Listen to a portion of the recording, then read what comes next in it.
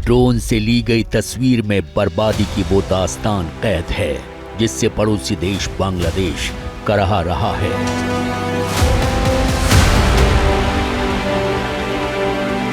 जहां तक आपकी नजर जाएगी वहां तक बर्बादी के पानी का फैलाव है और इस पानी में डूबी कुछ इमारतें जिनका सिर्फ ऊपरी हिस्सा नजर आ रहा है। शहरों की सड़कों से लेकर बाहरी इलाकों में खेत और खलिहान तक सब कुछ डूब चुका है। ऐसे में नाव के जरिए जिंदगी को बचाने की जद्दोजहद हो रही है। बांग्लादेश में हालात क्या हैं, इस तस्वीर से समझिए। नाव जैसी चीज पर गोद में एक बच्चे को लेकर एक महिला बैठी हुई है, उसके साथ एक बच्चा है। नाव जैसी इस चीज को एक युवक खींच रहा है जबकि एक लड़का पीछे धक्का दे रहा है।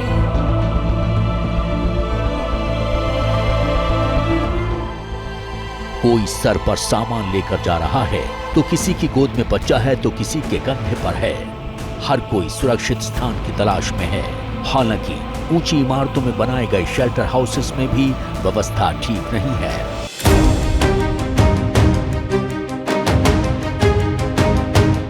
एक तस्वीर बाढ़ से त्राही त्राही कर रहे उन लोगों की है जो घुटने तक पानी में सरकार की ओर से भेजी जा रही राहत सामग्री के लिए लाइन लगाकर खड़े हैं।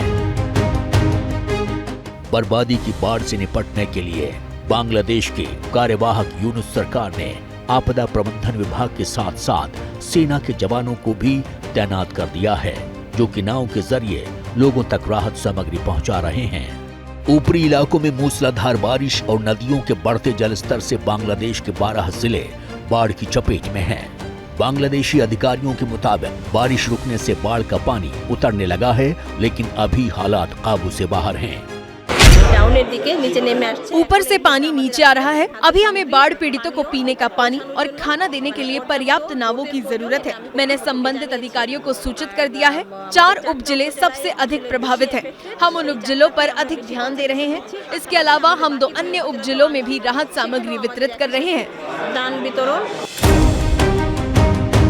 बांग्लादेश के हजारों नागरिक बाढ़ से त्राहिमाम कर रहे हैं। तस्वीर देखिए, रास्ते पर घुटने तक पानी के बीच नाव के जरिए 3 महिलाओं को बाहर निकाला जा रहा है, तो वहीं दूसरी तस्वीर में दर्जनों लोग ट्रैक्टर ट्रॉली के जरिए बाढ़ की विनाश लीला से दूर जाने की कोशिश में हैं। एक और तस्वीर देखिए, प्रेग्नेंट लेडी को किसी तरह पानी से बाहर निकाला जा रहा है, तो वहीं एक और युवक साइकिल रिक्शा पर घर का सामान और उस पर एक बच्चे को बैठाकर ले जाते दिख रहा है। तस्वीरें रुला देने वाली हैं, क्योंकि कई लोग तो ऐसे हैं जिन्हें पता नहीं उनका परिवार कहां है और क्या वो सुरक्षित हैं। मुझे नहीं पता कि मेरी पत्नी, बेटे और बेटी सहित परिवार के 9 सदस्य कहां हैं। मैं नहीं जानता कि वो कैसे हैं। हमारी 1 मंजिल की इमारत पानी में डूब गई। बाढ़ का पानी दूसरे दिन टिन शेड वाली इमारत की छत तक पहुँच गया। उन्होंने दूसरी 2 मंजिला इमारत में शरण ली। बांग्लादेश में ऐसे सैकड़ों लोग हैं जो बाढ़ और बर्बादी के बीच अपनों से बिछड़ गए। खासकर पूर्वी बांग्लादेश के कई इलाके तबाह हो गए हैं। सबसे ज्यादा असर क्यों मिला फेनी, नोआखली जैसे जिले में हुआ है। बाढ़ के चलते राजधानी ढाका और चट्टोग्राम के बीच संपर्क टूट गया है। बाढ़ और बारिश के चलते तमाम इलाकों में बिजली सप्लाई पूरी तरह से ठप हो गई है।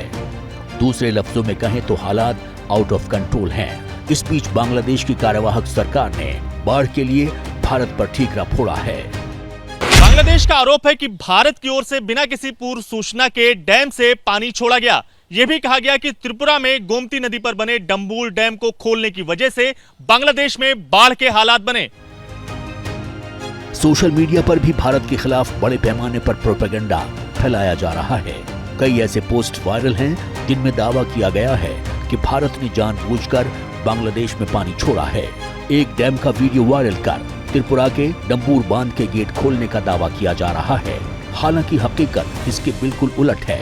भारत ने बांग्लादेश की ओर से लगाए जा रहे सभी आरोपों को खारिज किया है, क्योंकि त्रिपुरा का डंबूर बांध बांग्लादेश की सीमा से 120 किलोमीटर दूर है। बड़ी गोमती नदी के आसपास के क्षेत्रों में बाढ़ और बारिश ज्यादा है, जिससे सिर्फ बांग्लादेश ही नहीं भारत के त्रिपुरा में भी हालात बिगड़ गए हैं।